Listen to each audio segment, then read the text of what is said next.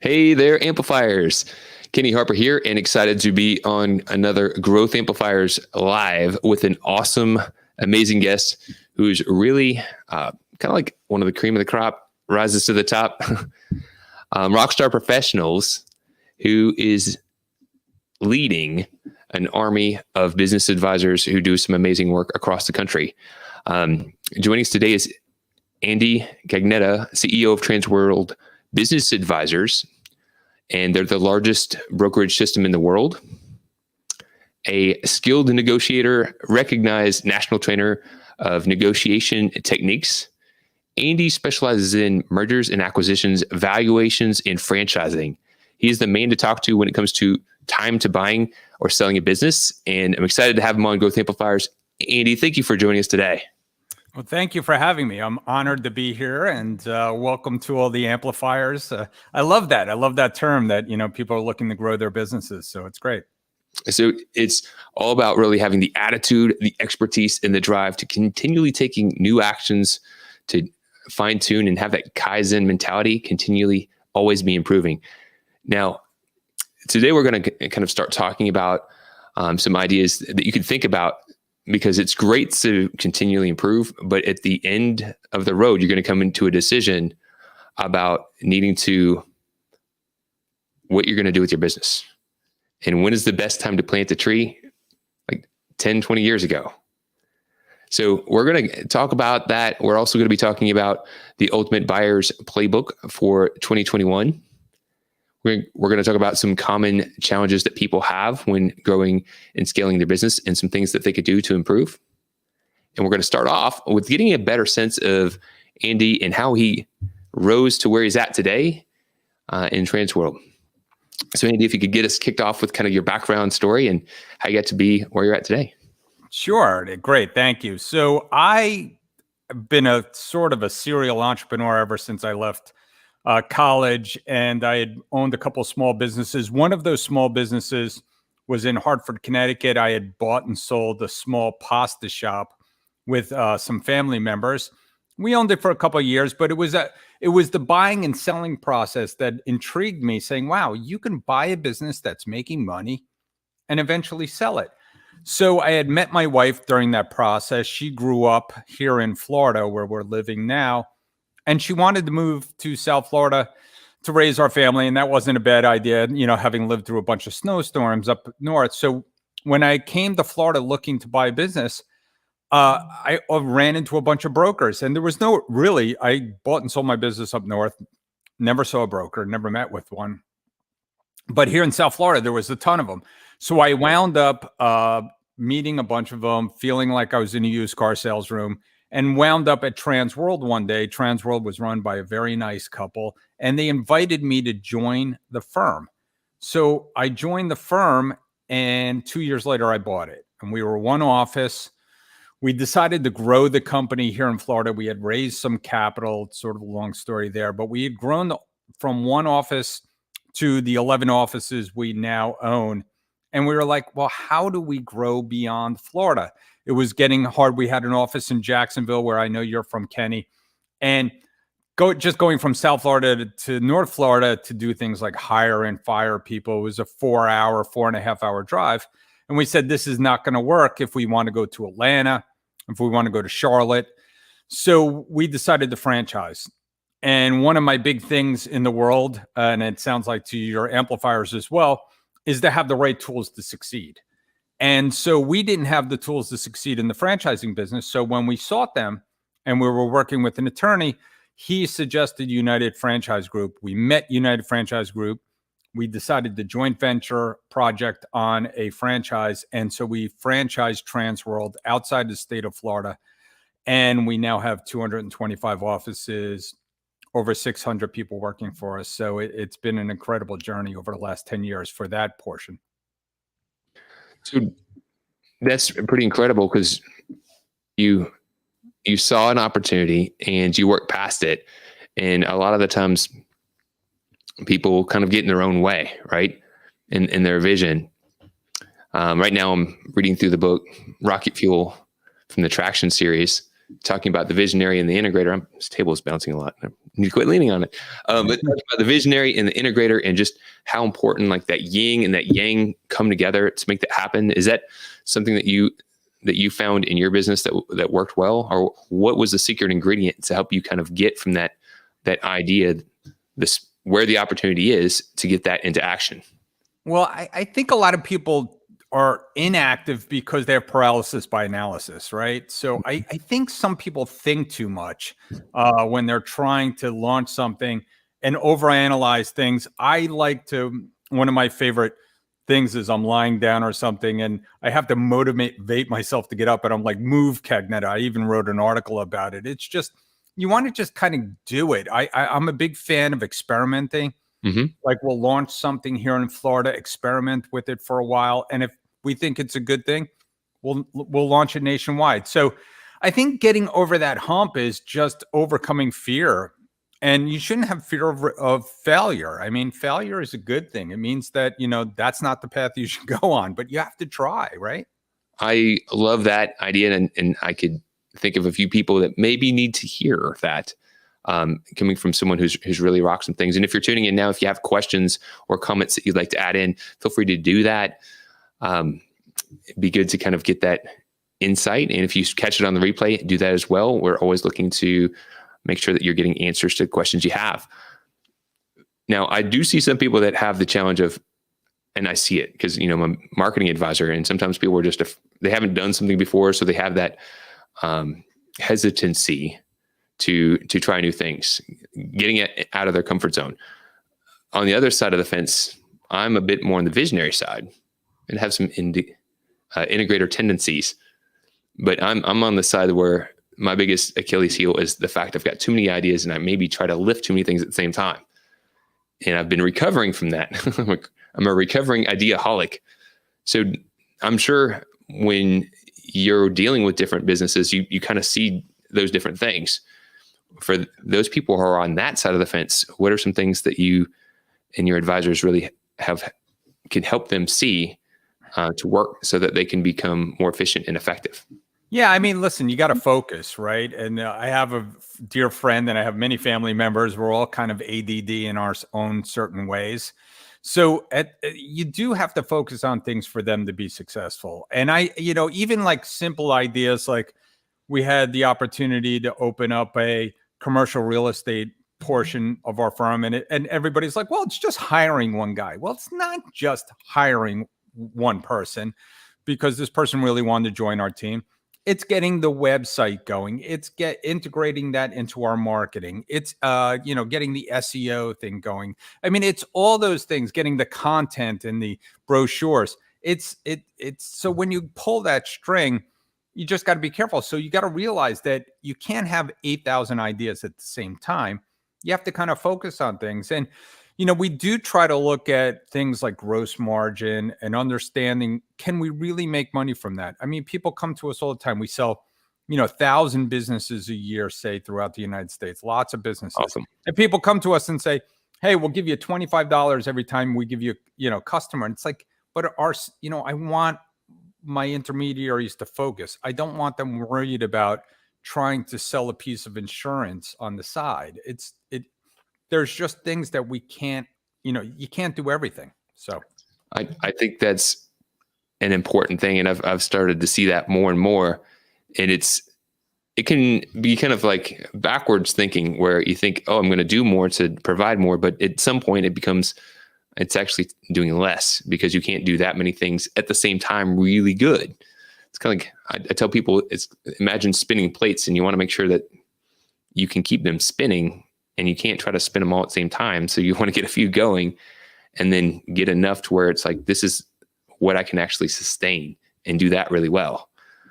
Yeah. I mean, at Transworld, we're very focused on what we do, right? So we do deals, we help people sell and buy businesses, and we're really, really good at it. And so we like to focus on that. We like to be experts in it. We by license in many states, we're able to sell homes if we wanted to, but the realty game is a whole different game. And I just don't want to be a part of it. It's a whole different expertise, and it's rapidly changing. Things change. So I really can appreciate and admire that discipline to focus. There's opportunity, but there's also the cost of opportunity. So if someone's listening in, right, maybe catching the replay and they're thinking about contacting a business broker or business advisor, I know one of the things that my brain starts thinking of is, well, I would need to contact them years down the line, even though I know a little better than that. But I think I'm not looking to buy a business right now, or I'm not looking to sell business right now. When's the best time to contact and really start engaging with someone from Transworld? Well, if you own a business, we would love for people to be like you and think about it and say, hey, I might want to sell my business in 3 years. What does it need to look like for me to get a certain amount of money? And we've certainly gotten that question. We had someone come to us recently and say, we want $5 million. Not recently. Let's back that up. 45 years ago, they came to us and said, we want to sell our business for $5 million. We looked at their books and records and we said, you're not selling for $5 million unless you do this, this, and this. So they said, do you mind if we keep in touch with you over, next few years while we implement some of those things? And they did. And they eventually sold for almost $6 million. And so if we could just talk to business owners, there's many things people do. And we could pick one thing, like we try to minimize taxes, right? We're on our tax returns. We're trying to minimize taxes. We're doing anything we can to spend money at the end of the year. They might even do things that aren't quite kosher, like playing with inventory or playing with work in progress or doing balance sheet kind of calisthenics to try to save money. But those won't serve you well when you go to sell your business. So if we could stop those kind of activities and have a clean balance sheet and a clean P&L for even 2 years, it will make all the difference in going to sell your business. Now, to what degree does Transworld get involved in help with integrating some of those key ideas, whether it's accounting or whether it's systemizing or their marketing and sales? Where's that line drawn? So this is a great answer. We don't, right? So Right. We're very good at buying and selling businesses. And there are people like CPAs, there are people like marketing people, there are people like lawyers, there are people like exit planners. There's investment advisors and your bankers. Those are the people. It's a team. Right. I mean, whenever you're running a business, you need a lot of different players and companies to help you along the way. One of my big things is like, how did you build Transworld to be so big? Well, certainly not by myself. Right. I've had partners, I've had great suppliers and vendors, and that's what you need to move forward. And we can help you tell you whether or not you have the right people right people on the bus, as they say. But you're really going to have a good team and getting the right people in place. I think that's great. Like, if you take it into the sports world, right? Someone wants to win the Super Bowl and they're going to need to have a team of coaches and advisors to help the players actually achieve that goal. It doesn't come from one MVP or one head coach. It's a team of a lot of people working together. And it's helpful to have somebody from the business advisor side who can have kind of like a non-objective role to say, hey, we don't have skin in the game. We're not trying to win your business right now. We're just trying to help you succeed, because you need to succeed in order for us to do business with you down the line and for that to work out as a win-win. So I think that's great. Any thoughts to that? Yeah, we're big fans of entrepreneurs, right? And so we want them to be successful. And listen, to have a healthy business to be able to sell will help people get things like from the buyer's playbook of 2021. SBA financing is at an incredible deal right now, right? So over the years, they've gone from $2 million to fund your business to $5 million. Well, that's great for businesses that can build themselves to be $5 million that an individual can still leverage into that business. And in 2021, due to the CARES Act, they are going to give you 3 months free as a buyer of principal and interest payments up to $9,000 a month. Plus, they're going to waive the guarantee fees. This is easily over $100,000 worth of money that goes right to the buyer. On the flip side, the seller gets to leverage into the deal a little bit more. The buyer gets to leverage in and pay the seller more money.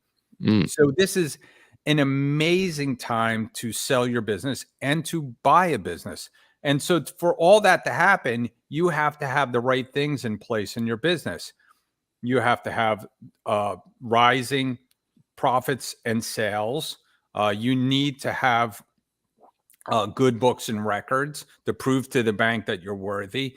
And you need to have the right things in place in your business. Maybe like you don't have a customer concentration issue where you have one customer that's 75% of your business. So the right kind of look on your business. And these are things, yes, we will be happy to sit down with you a couple of years in advance and point some of these things out. You might have labor costs that are out of control.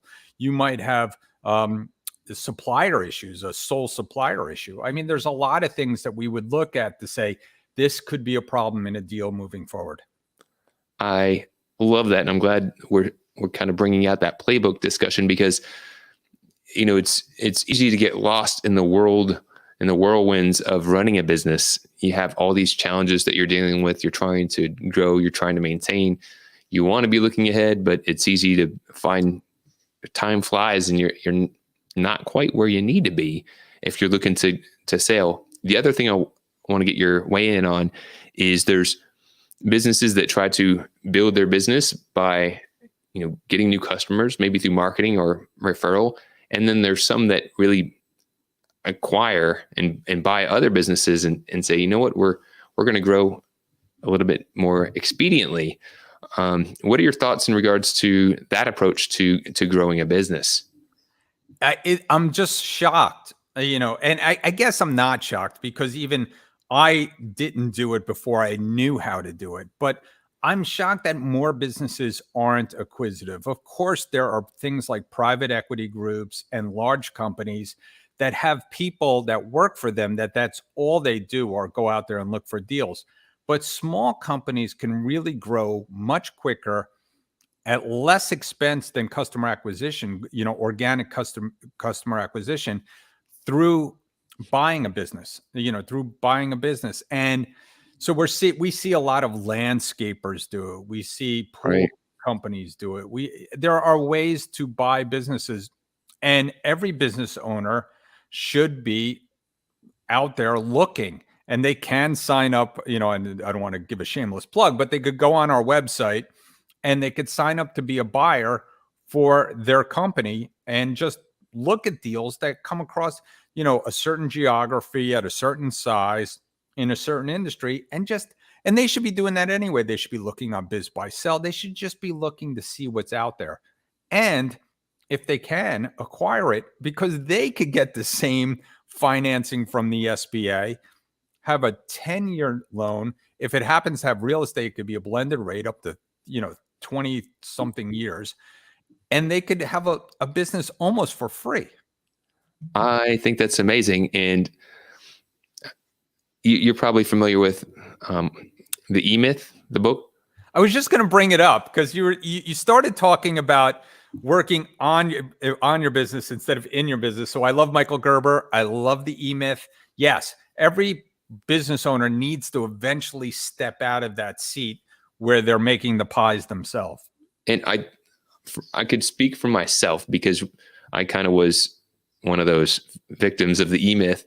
About 10 years ago, when I started my business, I had been working for different advertising agencies, and I was the technician who built websites and did marketing.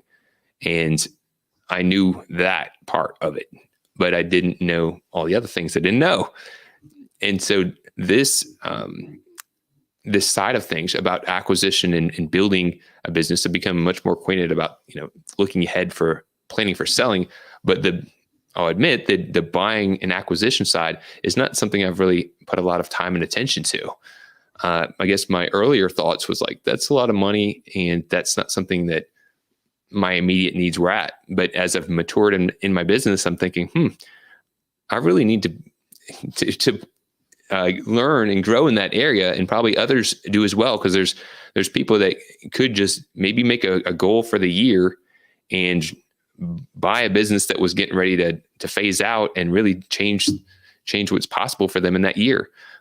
for someone who's looking to learn more about how that process may work, how that might work for their business, where could they go, and what would be kind of like a good starting point? Well, they could go listen to it. We have a podcast as well called The Deal Board, and you could certainly listen to that. It's great education in buying and selling businesses. That you could hear a bunch of stories, or you could just sit down and have coffee with one of our folks. And there's plenty of opportunity online to go look at businesses. Again, sign up to see them. And, it's so funny because for the most part, sellers aren't necessarily looking for the highest price. So you talked about it. It's like, wow, that might be expensive. Let me tell you something. I've seen sellers lower their prices for the right buyer, right? So say there was a marketing company locally to you they were retiring. Right. And they were just kind of, and sometimes it's all about timing, just being there at the right time. And then they find out that, you would want to buy, and they think that their employees will do well with you. They think that their clients will like you. A lot of times they'll bend over backwards, price, earnouts. I mean, you might not even have to pay that much cash up front unless you can leverage into it. So we've seen all kinds of deals happen for people that want to buy businesses. Again, it's just about being there and seeing the opportunities. I can relate to that. I'm part of a organization. It's connected to the SBDC, but it's the SBRN, Small Business Resource Network. And there's business brokers, CPAs, bookkeepers, business attorneys, and some of them are continuing to grow their business, but others are kind of like getting to that final chapter in their business, and they're kind of like, yeah, I'm going to kind of tearing down. And most of them don't have an exit plan, to my knowledge, that they're going to do anything with the business that they've built. And it seems like, all right, why not connect those dots?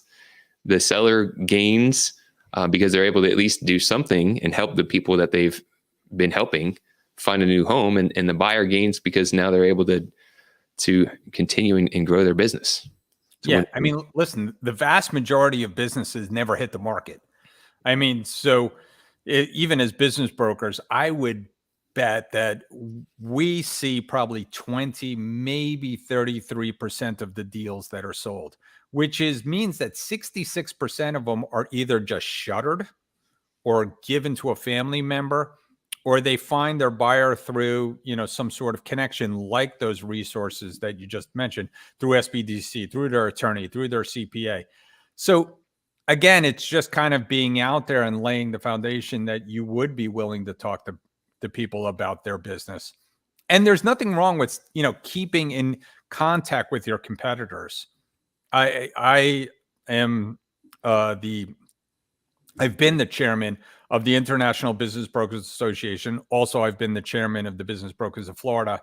I know a lot of business brokers. I am friends with 99% of them.